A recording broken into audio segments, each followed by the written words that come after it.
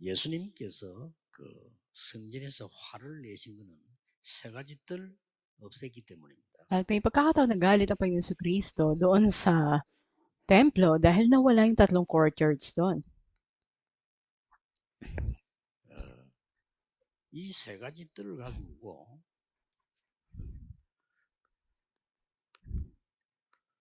금토일 시대를 어떻게 여느냐는 거죠. At sa 3 courtyards o patio na ito, para bubuksan ang panahon ng 3-day weekend. 많은 분들이 질문하고 또 당연히 질문해야 되겠죠.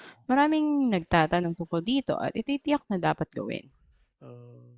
망대들, 전문인들 불러서 렘넌트를 보도록 만들어야 됩니다. At ganoon din naman, ang mga bartisan ay dapat na tawagin ng mga remnants tungo 그것도 dito. 있지만은 몇 가지를 꼭 알려줘야 돼요. At may ilang bagay na dapat ipaalam sa kanila. 그 렘넌트들은 기도도 할 줄 몰라요. Ang mga remnants, hindi nila alam paano manalangin. 그래서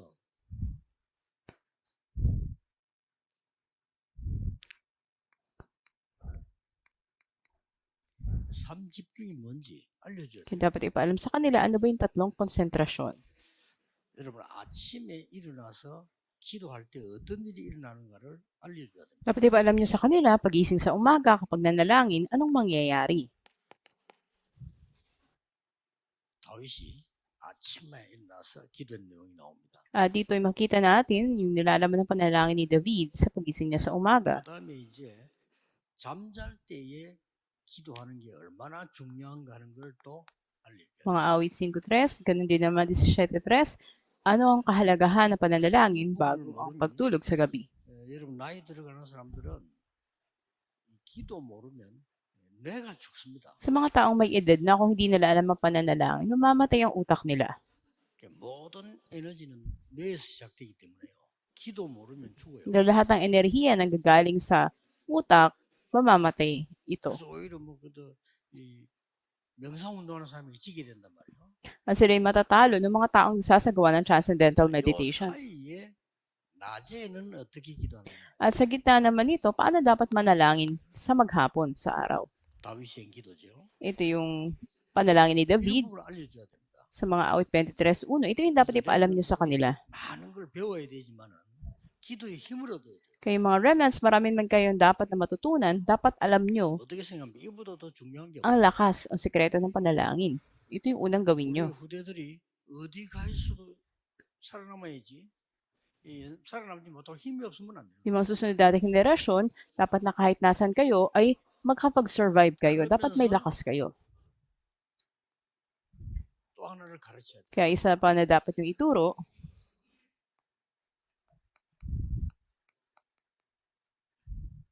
기도 계속 하는 중에 중요한 것이 편집이 돼야 돼요. sa inyong pananalangin, yung mahalagang bagay, ay dapat na i-edit ninyo, isaayos ninyo. 말씀으로 답이 탁 나오고. Dapat magkaroon kayo ng sagot sa salita ng Diyos. 이런 걸 가르쳐 주는 겁니다. Ito yung ituturo ninyo. 그 다음에는 편집만 되는 게 아니고 하나님의 계획이 보여요. Kasunod, hindi lang pag-edit o pagsasaayos, makikita nyo yung plano ng Diyos. 그 다음에 현장이 보입니다. At makikita nyo rin ang field. 이런 걸 알려줘야 돼요. Ito yung ipaalam nyo. 그래서 렘넌트가 이것만 배울 수 있다면 나머지 기능은 본인이 알아서 할 수 있습니다. Kaya kung matututunan lang to ng mga remnants, kasunod na lang na darating yung skills nila o kakayahan. 아무래도 우리 중직자분들이 이 렘넌트를 키워야 되기 때문에 여러분이 먼저 한번 찾아내 보세요. At yung mga church leaders natin, dahil dapat yung alagaan ng mga remnants, una, dapat kayong humanap dito.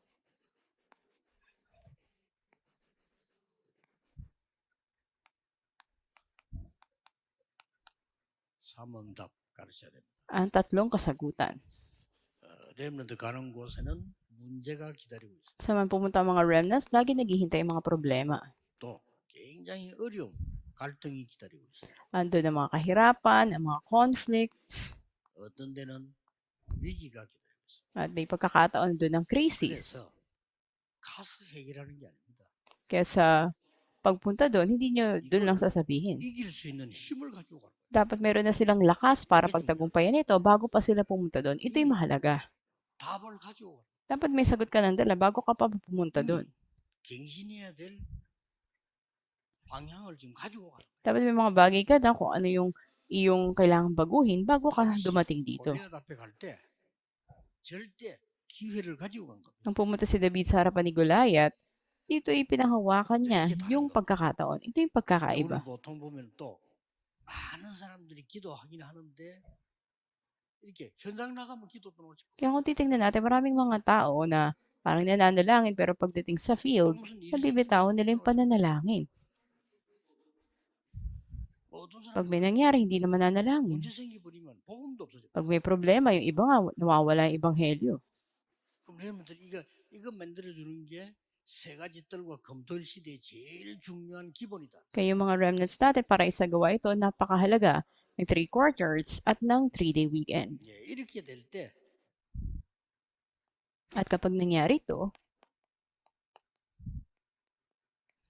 세계 흐름을 바꾼 전도 제자가 됩니다. kayo magiging mga evangelists and disciples na magbabago sa daloy ng buong mundo. 만약에 여러분이 지금 메시지 지금 듣고 예배하고 있는데요. 여러분이 기도 속으로 들어가는 비밀을 가진다면 굉장한 것이 돼요. Sa pakikinig nyo ng mensahe ngayon, kung may sikreto kayo para pumasok sa panalangin, ito'y dakilang bagay. 만약에 주일날 내일 여러분들이 이게 기도할 수 있는 비밀 속으로 들어간다면 진짜 굉장히 지금 여섯 동안에 응답 확인하게 될 겁니다. Bukas sa araw ng pagsamba, kapag meron kayong sikreto na magpasok sa panalangin, 답을 tatanggap kayo ng 얻으면 dakilang sagot. 치유도 일어납니다. Magpahanggang ngayon, ito ay nangyayari. 꼭 기억하시고요. 렘넌트 보고 얘기했습니다. 기도는 영적인 생명선이다. Tandaan ninyo na ang panalangin, ito yung spiritual na lifeline. 이 기도는 호흡이기 때문에 이 호흡은 내 몸을 살리는 생명선이다. Dahil ang panalangin ay paghinga, ito yung nagbibigay buhay sa katawan mo na lifeline na spiritual. 묵상 기도라고. 묵상. O may tinatawag tayo na meditative prayer. 영어 하나 가르쳐 주면 됩니다. At mas mainam kung 그러면 gagawin ito. 굉장한 능력들이 일어나게 되고 여러분이 지금도 그 두 가지는 누리고 있어요. Dakilang lakas ang tataglayin ninyo at dapat na maranasan nyo yung dalawang bagay. 대부분 이게 기도를 못 누리고 있기 때문에 굉장히 힘들죠. Mahirapan talaga kayo kung di nyo na-enjoy ang panalangin. 그래서 이런 시대를 렘덕이 여는 겁니다.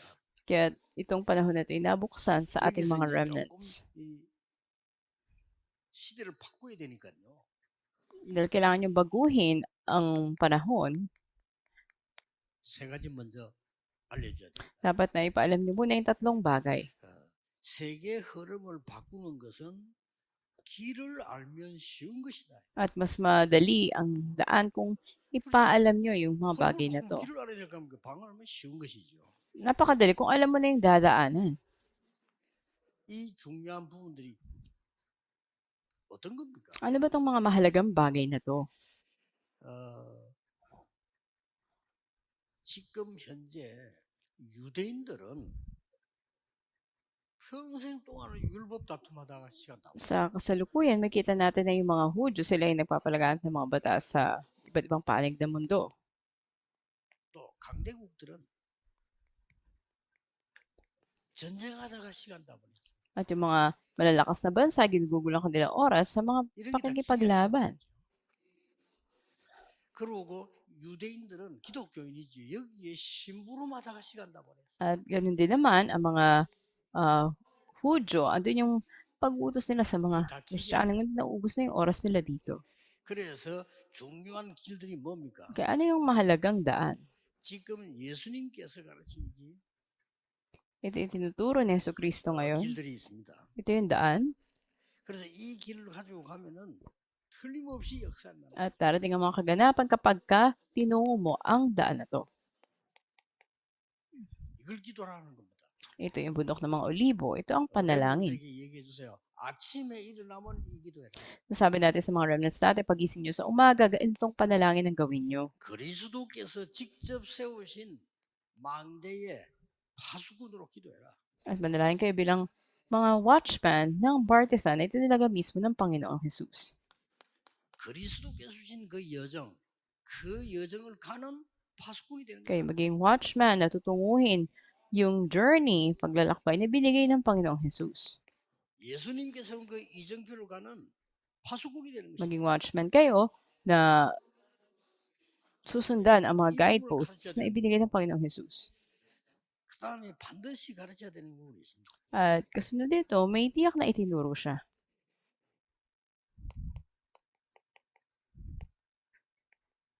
빛의 망대를 먼저 세워라. Unang itatag ninyo ang partisan of 빛의 light. 망대는 어떤 거냐? Ano ba tong partisan o tore ng liwanag na to? 고린도후서 5장 17절에 이전 것은 지나갔으니 새 것이 되었도다. Ikalawang Korinto 5:17, wala na ang dati, ito'y bago na. 너희는 새로운 피조물. Kayo ay mga bagong nilalang na. 그래서 갈라디아 2장 20절에 보면은 나는 십자가에 못 박히고 Kaya sa Galatia 2:20, ako ipinako ng kasama ni 다른 걸로 Kristo sa 죽으면 안 돼요. krus. 십자가에 죽고 그리스도께서 내 안에 계신 것이다. Pinako na ako sa krus at si Kristo na ang nabubuhay sa akin. 그래서 빌립보 3장 8절에서 21절에 중요한 말을 바울이 했습니다. Kaya sa Pilipos 3:8 hanggang 21, napakahalaga ng sinabi ni Pablo. 그 빛의 망대를 가지고 있습니다. 이 기도 속에서 기도가 뭐다 하는 걸 알게 돼요. Pag taglan niyo yung tore na liwanag dito, malalaman niyo, ito pala ang panalangin.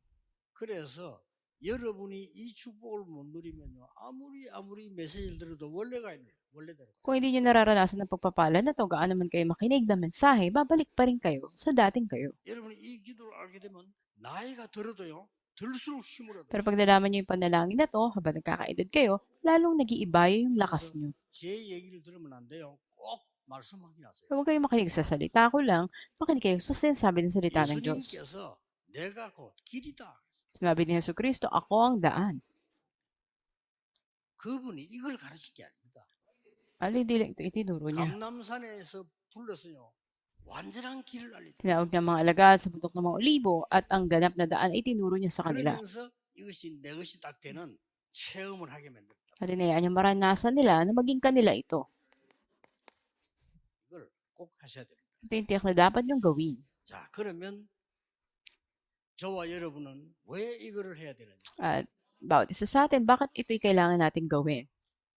우리는 사명 가져야 됩니다. 전 세계 교회는 문 닫고 있습니다. Meron tayong misyon dahil ang mga churches sa buong mundo ay 큰일 nagsasara. 났죠? Ito'y malaking problema. 막아야 돼요. Dapat nahadlangan natin ito. 세계 교회 문 닫고 있습니다. Nagsasara ngayon ng mga simbahan sa buong 큰 daigdig. 재앙이죠. Ito'y malaking 영적인 problema at 올 sakuna. 수밖에 없습니다. Darating talaga mga 이때 spiritual na 하나님이 problema. 여러분을 부르신 거예요. At mula dito tinawag kayo ng Diyos. 시대마다 그때마다 하나님은 렘넌트를 준비하신 Sa 거예요. bawat panahon, inihanda ng Diyos ang mga remnants. 확인해 보세요. 한 분도 빠짐없이. At iyakin natin ito, wala ni isa mang liban. 그래서 그로 끝난 게 아니에요. Di lamang dito nagtatapos. 70%는 미자립으로 있어요. 70% ay mga dependent ng mga 자, 이런 churches. 위기가 왔어요. Ito'y dumating na krisis 이거 ngayon. 왔기 때문에 이 언약 붙잡고 완전히 흐름을 뒤바꾸라. At dapat na panghawakan ito at baguhin ngayon ang 세계 daloy. 흐름을 뒤바꾸라. Baguhin ang daloy ng 그렇지 buong 않으면 큰일 daigdig. 납니다. Kung hindi, malaking problema. 여러분 통해 가지고 교회의 흐름도 바꾸라. At maging ang daloy ng inyong mga simbahan ay baguhin din. 거의 육신적으로 갑니다. 영적으로 Dahil 바꾸라. patungo na ito sa pagiging pisikal, baguhin sa pagiging spiritual. 자, 그러면 어떻게 언약을 붙잡아야 됩니까? Sa gayon, paano nyo pangahawakan ng tipan? 여러분이 9가지 흐름이 나와 있잖아요. 이걸로 바꾸면 되는 겁니다. Sa pamagitan ng siyam na daloy, sa pamagitan 우리는 nito ay 세상을 볼 baguhin 때 ninyo. 빨리 흐름을 봐야 되니까요. Dapat mabilis na makita natin yung daloy. 넓이, 높이, 깊이입니다. Ito yung kalawakan nito, kataasan, kalaliman. 정확한 정보입니다. Ito ay napaka-eksaktong 그리고 impormasyon. 과거, 현재, 미래입니다. At nakaraan, kasalukuyan at kinabukasan. 정보만 가진 게 아닙니다. Hindi lamang ito. 정확한 답을 가지고 바꾸는 겁니다. Meron kang eksaktong sagot at babaguhin mo. 위, 아래, 옆을 보는 겁니다. Makikita mo ang itaas, ang baba, at ang 그거는요, 빨리 bawat bahagi nito. 상황을 판단하는 거죠. At makikita mo ngayon ang sitwasyon. 여기에다가 이 흐름에 내용을 전달해라. At sa daloy na ito, ay ipapasa mo ngayon ang mga 기도만 가지고 nilalaman. 충분합니다. At kung meron ka lang daan, sapat na to. 하나님께서 눈에 보이지 않게 성삼위 하나님이 나에게 역사하신다 이 말이에요. Ang hindi nakikita natin physical na mata, kumikilos ng Diyos sa tatlo niyang persona sa atin. 반드시 과거, 현재, 미래를 완전히 바꿀 수 있는 능력으로 역사하신다. At kumikilos siya sa kapangyarihan na ganap na baguhin ang nakaraan, kasalukuyan at kinabukasan. 하나님이 그때부터 오력을 주실 겁니다. Mula dito, ibibigay ng Diyos sa 5 kapangyarihan. 예, 그때부터 공중 권세 잡은 자 이기는 능력이 내게 있다. Mula dito, darating ang lakas, kapangyarihan para talunin mo ang may kapangyarihan sa iyong 그리고 papawid. 미래가 보입니다. Makikita mo ang hinaharap. 그래서 여러분의 현장과 교회는 세 가지 뜰을 세울 수 있다. Kaya sa field ninyo, sa churches ninyo, maitatatag nyo yung 3 courtyards na to. 이게 망대입니다. 그렇죠? Ito yung bartizan, di ba? 이 망대가 나의 플랫폼이 되면 역사는 일어날 수밖에 없어요. Kung ang bartizan na to ay maging platform mo, wala kang magagawa 그래서 kundi 오늘 mangyari yung mga bagay. 여러분들 진짜 한번 생각하셔야 됩니다. At tiyak na pag-isipan nyo to. 흐름을 바꿔야 해요. Baguhin ninyo ang daloy 어떻게 생각합니까? o ang takbo nito. Ano sa 고넬료 palagay 집에 ninyo? 식사로 갔단 말이에요. So- 베드로가 구원받았으니까. Sa bahay ni Cornelio ay dumalaw si Pedro upang doon ay kumain 이걸 sapagkat 가지고 tumagal na kaligtasan 교회가 nito. 말썽이 일어난 거예요. At darating ngayon ang mga huling panahon sa ating mga simbahan. 웃기죠. 쉽게 말하면 안 바뀐 거라. Sa madaling salita, walang nagbabago. 그래서 하나님은 어떤 면에서는요. 촛대를 옮겨버립니다. Kaya sa isang bahagi, ang Panginoon na siyang maglilipat. 안디옥으로. Lilipat sa 이게 Antioch. 굉장히 Ito yung 중요해요. napakahalaga. 예수님께서 공생의 3년 동안에 사역을 하고 완전히 흐름 바꾸는 게 감람산입니다. Sa 3 taon na pagmiministeryo ni Panginoon Kristo, yung tagpo kung saan ganap na binago niya yung daloy dun sa bundok ng mga olibo. Ito lang yung dapat niyong gawin. 한국 세계교회의 영적인 상태를 바꿔야 된다. Baguhin ang spiritual na daloy ng mga simbahan sa Korea. 그리스도께서 주신 보좌의 망대가 나의 플랫폼이 되도록 만들어야 된다. Ganap na baguhin ninyo ito upang yung bartes na binigay ni Panginoon Kristo ay ganap na maging platform nyo. 이 빛의 여정이 나의 파수망대가 되도록 바꿔야 된다. At baguhin nyo ito na ang liwanag ng paglalakbay na ito kayo yung magiging watchtower. 절대적인 변화를 줄 수 있는 이정표가 나의 안테나가 되도록 바꿔야 된다. Baguhin nyo ito na ang mga guideposts na ito na inyong magiging daan o 자, direksyon. 방법입니다. 어떤 응답이 오느냐? Kayo maging antena nito. At ikatlo, 레임런트에게 꼭 알려줘야 됩니다. dapat natiyak nyo ipaalam to sa mga remnants. 드디어 오직 유일성 재창조가 나옵니다. At dito magmumula yung only, uniqueness, at recreation. 자, 상상을 해보세요. 여러분의 산업에 오직 유일성 재창조. Pag-isipan natin halimbawa sa mga businesses ninyo, andun yung only, 요게 uniqueness, at 시스템이 딱 recreation. 되는 겁니다. At ito'y tiyak na naging sistema. 요게 응답이요. 우리 방법. Ito ang sagot, ito ang pamamaraan. 아무도 이기지 못합니다. At walang sino man ang 오늘 믿으시고 언약 잡으시기 makatatalo nito. Naway manampalataya kayo at 여러분은 panghawakan 꼭 niyo ang tipan. 직업, 산업 셋 중에 하나겠지요. 여기에 오직이란 게 있는. Trabaho nyo, gawain, o inyong mga negosyo, ito yung taglayin ninyo, 그러면 only. 사람이 올 수밖에 없어요. 유일성. Na walang kayong magawa, kundi darating ang mga tao. 요 시스템을 Uniqueness, recreation, ito yung sistema na gawin ninyo. 눈을 잘 떠 보시고요. 지금 현재 우리 일어나고 있는 일들이 뭔가 한번 확인해 보시고. Buksan ninyo yung paningin at tiyakin ninyo yung mga pangyayari sa paligid natin. 그래서 특히 나이가 들어가는 중재도 그냥 포기하지 마시고요. 완전히 잡으면 돼요. Lalo na sa mga church lay leaders na kakaroon na ng edad, huwag kayong sumuko. 쉽습니다. Ganun na gawin nyo to. Ito yung napakadali. 저는 쉽게 생각했습니다. 교회가 전도하지 못한다. 틀린 겁니다. Maling sabihin na hindi nakapag-ebanghelyo ang simbahan ninyo. 기도 응답이 없고 힘이 없다. 틀린 겁니다. Wala sagot sa panalangin, mahirap, 세계 maling 복음을 sabihin yun. 못한다. 틀린 겁니다. hindi magawa ang pag-ebanghelyo ng mundo, mali. 우리가 가난해서 전도도 못한다. 틀린 Mahirap 겁니다. kaya hindi makapag-ebanghelyo, mali ring sabihin yun. 오직 유일성 제자 Only uniqueness at recreation. 잡으셔야 돼요. Panghawakan nyo to. 안 잡는 데는요. Pero hindi nyo pinangahawakan, kaya hindi nyo mararanasan to kahit nandyan na sa inyo. 우리의 방법입니다. 렘넌트에게 꼭 알려줘야 돼. Dito yung pamamaraan na dapat alam nyo sa mga remnants. 어디에 있든지 하나님이 너와 함께 하십니다. Sama sila naroroon, kasama nila ang Panginoon.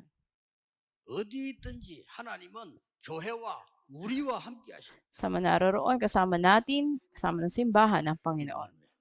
Emmanuel. 하나님은 모든 속에 역사하시는 겁니다. At sa lahat, ang Diyos ay kumikilos.